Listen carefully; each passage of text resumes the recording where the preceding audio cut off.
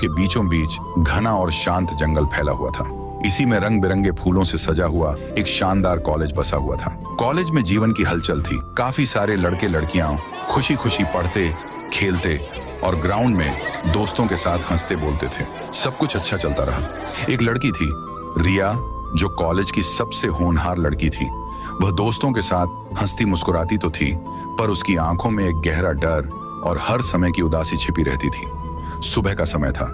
College के बड़े ground में सभी स्टूडेंट्स प्रार्थना के लिए एक साथ लाइन में खड़े थे। प्रार्थना अभी शुरू ही हुई थी कि प्रिंसिपल सर की तेज और सख्त आवाज ने पूरे माहौल को तोड़ दिया। रिया, ओ रिया, जरा सामने आओ। मुझे तुमसे कुछ बहुत जरूरी बात करनी है। जहाँ कहीं भी हो, तुरंत स्टेज के सामने आओ। रिया डर के मारे थर थर कांपती हुई लाइन में से निकली और दबे पांव सर के सामने आई।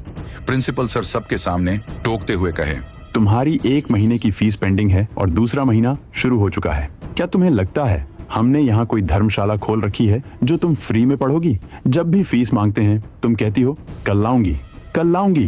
करते करते अब तक फीस जमा क्यों नहीं हुई? ये कॉलेज चलता है पैसों से। सुनो, मैं तुम्हें साफ साफ कह रहा हूँ, अगर कल तुमने फीस नहीं लाया तो मैं तुम्हें बिना सोचे समझे कॉलेज से निकाल दूंगा, समझे? प्रिंसिपल सर की ये सख्त बातें सुनकर ग्राउंड में खड़े सारे स्टूडेंट्स रिया का मजाक उड़ाते हुए उस पर जोर जोर से हंसने लगे। रिया ने किसी तरह अपने आंसुओं को रोका और कांपती आवाज में सर को कहा, सर प्लीज, मैं कल पक्का फीस भर दूंगी। मैं प्रॉमिस करती हूँ, आप प्लीज ऐसा मत कीजिए। ये कहकर रोती हुई चुपचाप रूठकर और दुखी मन से वहां से निकल गई। वह अपने घर की तरफ जा रही थी। कॉलेज से अपमानित होकर रिया रोती हुई घर पहुंची। रिया के घर की स्थिति अच्छी नहीं थी। उसकी माँ अक्सर बीमार रहती थी। रिया जब घर पहुंची तो उसकी माँ रसोई में खाना बना रही थी। रिया फूट फूट कर रोते हुए कहने लगी, पापा प्लीज मेरी बात सुनो। आज कॉलेज में बहुत बेइज्जती हुई है मेरी। मेरे कॉलेज की 1 महीने की फीस अभी तक जमा नहीं हुई है और यह दूसरा महीना चल रहा है। प्रिंसिपल सर कह रहे हैं कि अगर कल फीस नहीं लाया तो वो मुझे कॉलेज से निकाल देंगे और उन्होंने सबके सामने मेरी बहुत बेइज्जती की। ये सुनकर पापा गुस्से से बोले, बस, तेरी ये पढ़ाई और ये फीस का ड्रामा कब खत्म होगा? मैंने तुम्हारी इस महंगी पढ़ाई में इतना पैसा लगाकर क्या हासिल किया? हाँ, सिर्फ और सिर्फ नुकसान। मैं अब और एक पैसा बर्बाद नहीं करूंगा। अब तू वही करेगी जो मैं कहूँगा। तेरी पढ़ाई खत्म। रिया रोते हुए हाथ जोड़कर कही, पापा प्लीज, बस 1 साल और, सिर्फ 1 साल की बात है। मैं नौकरी कर लूंगी। प्लीज पापा, मुझे पढ़ने दो। रिया की बात सुनकर पिता का गुस्सा और भड़क गया। उन्होंने बिना कुछ सोचे रिया के गाल पर जोरदार थप्पड़ मार दिया। रिया की माँ दर्द और बेबसी से रोने लगी। रिया के पापा ने किसी को फोन लगाया और कहने लगे, हाँ, वो लड़की तैयार है जैसा हमने तय किया था। हाँ, मैं पहाड़ों वाले रास्ते पर मिलूंगा। हाँ, सौदा फाइनल है। रात का समय, बाहर तेज बारिश हो चुकी थी। सब सो रहे थे। तभी रिया के पप्पा उसे धक्का दे देकर घर के बाहर खड़ी जीप में बिठाने लगे। रिया रोती हुई जीप में बैठ गई। उसके पिता ने जीप स्टार्ट की और उसे किसी अनजान जगह की ओर ले जाने लगे। कुछ देर बाद उसके पापा उसे एक घने, सुनसान और उजाड़ अड्डे पर लाए, जो शहर की रोशनी से कोसों दूर था। वहां पहले से ही 2 खतरनाक दिखने वाले आदमी खड़े थे। रिया के पापा उन गुंडों से बात करते हैं, देखो भाई, लड़की तुम्हारे सामने खड़ी है। जैसा तय हुआ था, 1.5 करोड़ में बेच रहा हूँ। इसे संभालो, जो करना है करो। यह भोली है और हाँ, यह एक अच्छी डील है। देर मत करो, पैसे निकालो। उन दोनों गुंडों में से एक ने रिया को एक बार ऊपर से नीचे तक घूर कर देखा। उन्होंने पूरे डील के मुताबिक 1.5 करोड़ रुपए पप्पा को दिए। रिया के पापा ने पैसे लिए और एक पल भी वहां नहीं रुके। वह तुरंत वापस जाकर जीप में बैठ गए, यू टर्न लिया और तेजी से उस सुनसान अड्डे से बाहर निकल गए। रिया रोते हुए चीख कर कहने लगती है, पापा प्लीज, पापा मुझे मत छोड़ो, प्लीज, ये क्या कर रहे हो?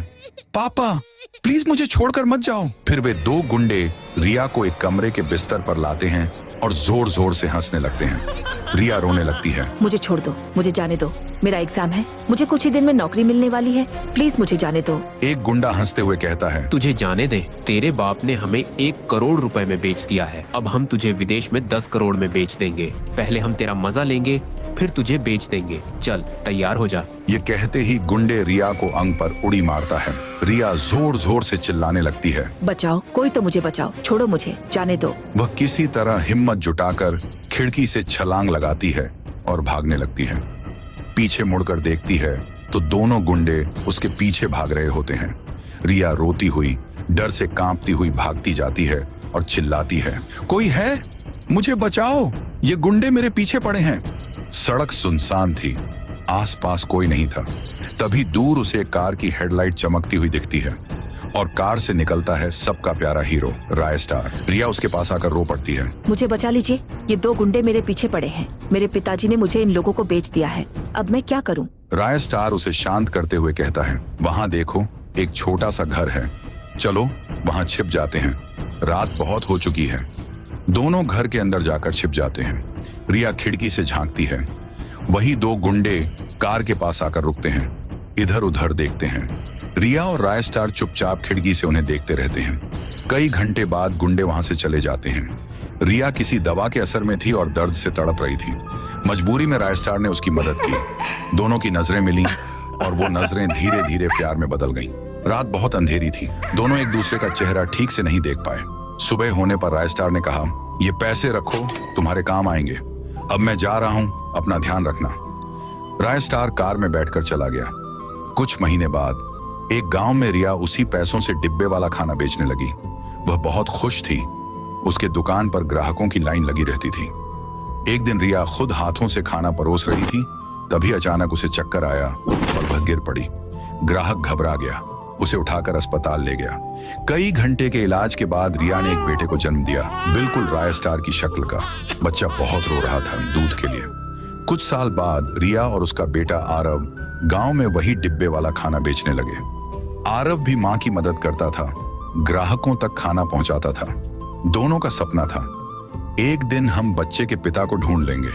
एक दिन एक ग्राहक खाना खाकर बोला, बहुत अच्छा खाना बनाया है। ढेर सारे पैसे दिए और चला गया। आरव अगला ग्राहक आने का इंतजार कर रहा था।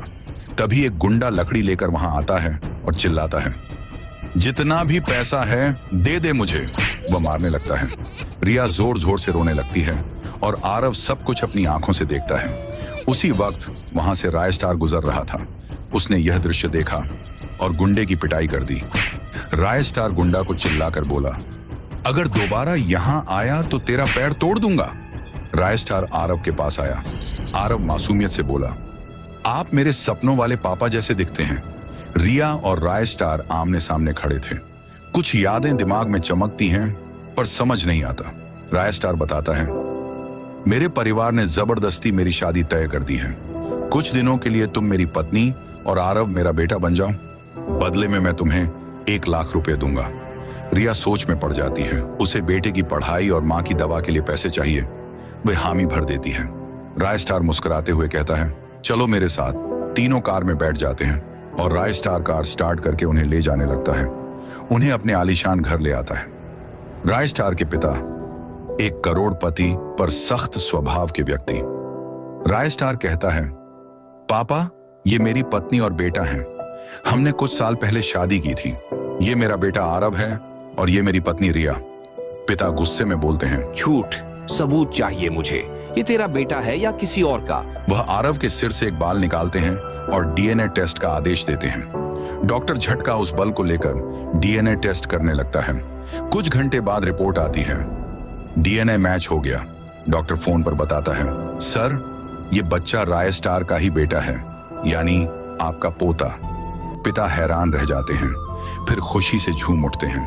वह कहते हैं, अब तुम सब घर में रह सकते हो। तीनों खुशी खुशी घर में प्रवेश करते हैं। राय स्टार रिया का हाथ पकड़कर कहता है, अब सब समझ गया हूं। वो रात, वो दर्द, वो भाग्य। रिया पूछती है, क्या अब भी मुझे अपनाओगे? राय स्टार मुस्कुराकर जवाब देता है, तुम मेरी किस्मत हो।